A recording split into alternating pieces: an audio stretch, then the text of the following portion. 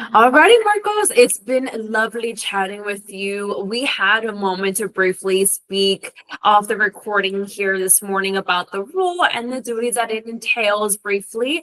So, Marcos, I would love for you to introduce yourself. Tell me a little bit about you and your professional experience, and we'll go from there. Yeah, thank you, Jarlene. My name is Marcos Vasquez. I'm 30 years old, and I'm looking to get into a sales position to just further my growth in a sales career.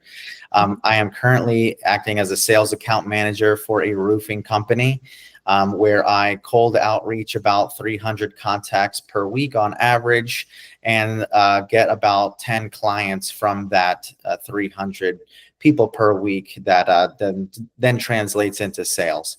My previous roles as a family pastor also give me some skill sets with very good interpersonal relationships, and just building bridges and giving me different kind of avenues to kind of talk, engage people, and empathize with other people, which I think could translate very well into a consulting position like this one.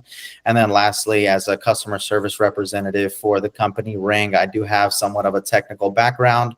I'm very analytical. I can understand lots of analytical things and make it very simple for people to understand those complicated things. So I think all these things together would just really translate well into this position that you are looking for me for.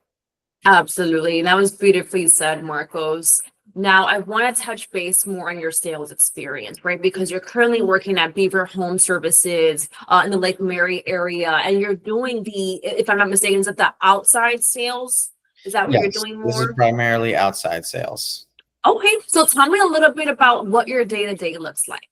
So my day to day looks like me going out and knocking on doors, door to door, for people that I see that could use a new roof replacement.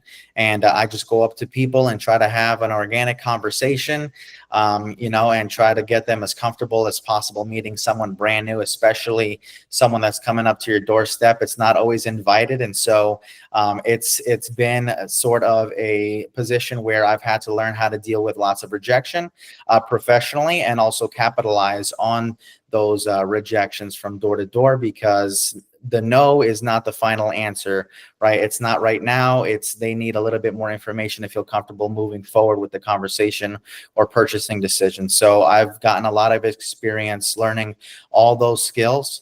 And my also day to day, after I do negotiate contracts and sell roofs to somebody, or sell a roof to somebody, I then go into the account manager position where I manage the account, do all the things in the background, communicate with our back office team, make sure all the documents are in order. And we use CRM systems in order to track everything and every stage of the process until its completion, ensuring good customer satisfaction. So that's what my day to day looks like. And yeah, it's been great. Yeah, amazing. And I want to highlight something key that you mentioned, right? Is a no is not always a final no. In a no is always a seed that's planted, so eventually it can sprout into something beautiful. Perhaps not now, but it's that initial conversation that you had. They may go back and remember you 3 months from then, and they may need your service. So a no is not always a no; it's a seed that's planted. So that's amazing in itself. Now, you were selling roof like solar panels or roofing. Was that the product you guys were selling? Yes, just primarily roofs. Yeah, we Okay. didn't really touch solar.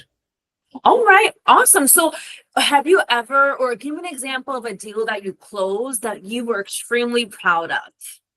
Yeah, I was extremely proud of this one deal that I closed, where initially I came up and met the homeowners and had a conversation about their roof. They knew they needed one, but they just weren't comfortable at that moment. And so I took down their information. I said I would follow up with them in a couple of weeks or so.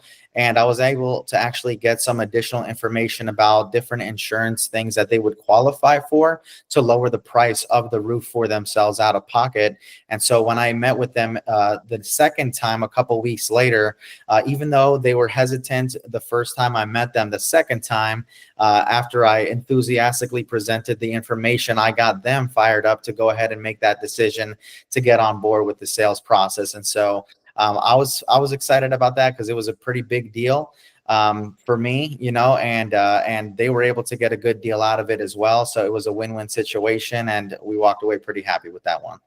That sounds like a major deal. So I'm very happy for you for that. That's definitely rewarding in the long run there. Now, Marcos, I want to know in this next opportunity, because of course you're in the market. So what do you look for in your next company that you work for? Is it the culture, the environment, is it stability? Tell me what you look for in your next company.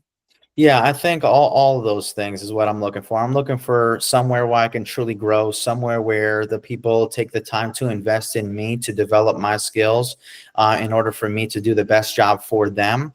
I am someone that's really coachable, but I'm also someone that loves to self-educate. And so I'm looking for someone that can train me, but also point me to the right resources so that I can get ahead in my own gain. And then also hopefully develop that into a leadership position. You know, as you mentioned before, they're looking for someone to kind of take over the sale so that they don't have to worry about that. I know that of load to carry for one person, especially if they're managing different aspects of the company. So they're looking for a leader. I believe I'm that person that could truly grow and develop in this position for them and just give them exactly what they're looking for. And for me, you know, the trade-off there is me growing as an individual in a new position where I haven't had this experience before, but I've been wanting to get into a position like this for quite some time. And I've been developing myself in the meantime in order for me to be a good worker when I do get this position.